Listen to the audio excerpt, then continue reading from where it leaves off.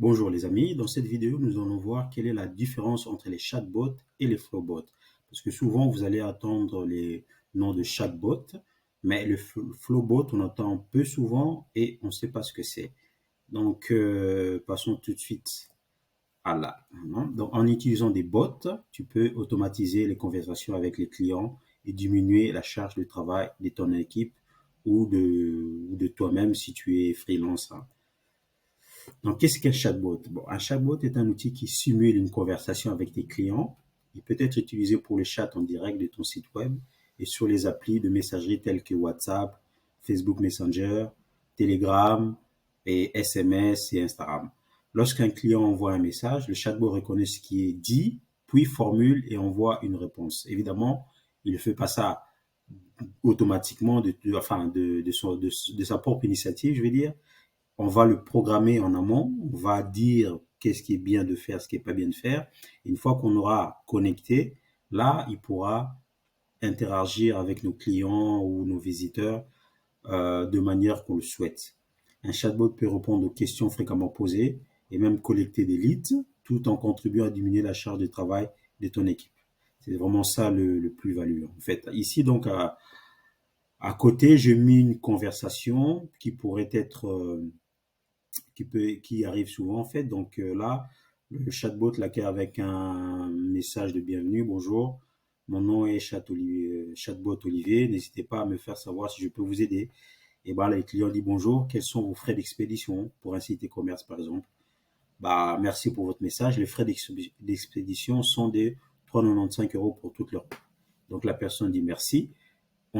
Là, bon, c'est un message simple, hein, donc pour commencer. Donc vous voyez là, le client pose une question, le chatbot directement reconnaît et remercie et envoie l'information concordante par rapport aux demandes, aux souhaits de l'utilisateur. Donc ça s'appelle un chatbot. Donc c'est intelligent, c'est poussé et on peut y introduire de l'intelligence artificielle. Bah, le flowbot, dans l'autre sens, c'est un bot où on va mettre des choix multiples. On va mettre des choix multiples pour permettre au client de choisir le sujet qui l'intéresse. Donc, un flowbot simule également des conversations avec des visiteurs humains, mais au lieu de répondre à des questions ouvertes, il transmet les clients à la bonne équipe ou donne des informations en posant des questions avec des options à choix multiples, comme vous pouvez le voir à côté. Dans la conversation Floatbot à côté, les clients se voient proposer des options à choix multiples. Comme il n'a pas à répondre aux questions ouvertes des clients, comme le chatbot, enfin le Flowbot n'a pas à répondre aux questions ouvertes des clients, c'est un moyen facile pour les clients d'obtenir les informations qu'ils recherchent. Donc, lorsque vous commencez, on vous conseille toujours de commencer par le Flowbot. Et donc ici, par exemple, on veut voir, bonjour à tous, que puis-je faire pour vous?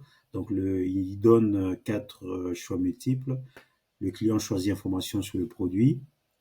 Et là, on rentre encore dans les détails. Quel produit vous intéresse? Le client choisit chaussures.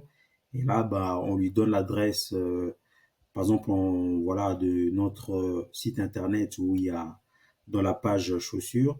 Et on répond bien, enfin, on demande bien si cela lui correspond. Si notre réponse, si notre aide lui a été bénéfique, bah, s'il répond oui, très bien.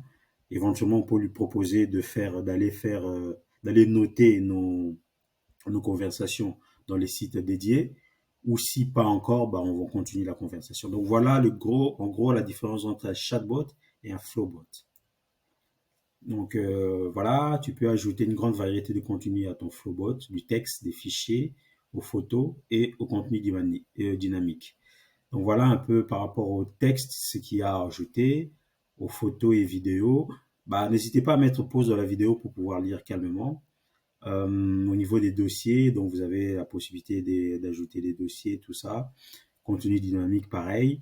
Recherche emplacement, c'est-à-dire que dans votre entreprise, vous devez, lorsqu'un client visite votre site web ou votre page réseaux sociaux, lorsqu'il demande à parler à un collaborateur pour un problème tel, donc on doit pouvoir l'envoyer à la bonne personne. C'est ça en quoi on réfère quand on dit recherche d'emplacement. Et au niveau des délais aussi, donc on peut ajouter des délais, par exemple, très intéressant pour les paniers abandonnés. Donc on considère que envoyer un message lorsqu'un utilisateur laisse un panier abandonné, après 1 heure, c'est très efficace. Et puis petit à petit, ça dégraisse au niveau des intentions de conversion. Donc, on a aussi la possibilité d'avoir des données des utilisateurs. On peut mettre des champs personnalisés où le client va taper son nom, son adresse mail, son numéro de téléphone.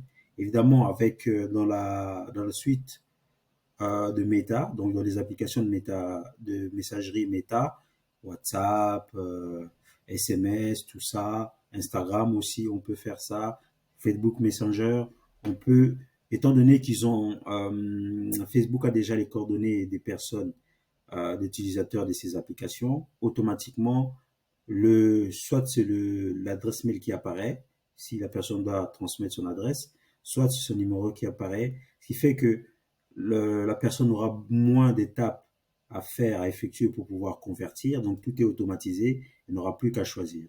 Donc, ça, ce sont des expériences clients qu'on met en place. Enfin, j'ai pas mis en place, mais qu'on peut mettre en place à l'aide de Meta qui permet cela. Donc, voilà.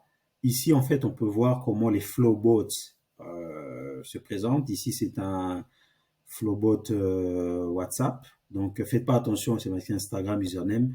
C'était un flow que j'avais créé pour Instagram. Et puis, j'ai juste euh, transformé vers d'autres canaux sans forcément changer. Mais faites pas attention. En tout cas, ça se présente comme ça. Ça, c'est WhatsApp. On a le SMS. Donc, la même chose, pareil. On a Instagram. Donc, voilà. Et on a Facebook Messenger que j'ai pas mis. On a aussi Telegram. On a aussi la possibilité d'avoir un email, mais l'email, c'est pas un flowbot. Donc voilà, en gros, comment se présente le chatbot et le flowbot. Donc, merci d'avoir regardé jusqu'à la fin. Likez, abonnez-vous si ce n'est pas fait et restez connectés pour d'autres informations. Comment créer des chatbots pour votre business et votre entreprise. C'était Olivier, à la prochaine.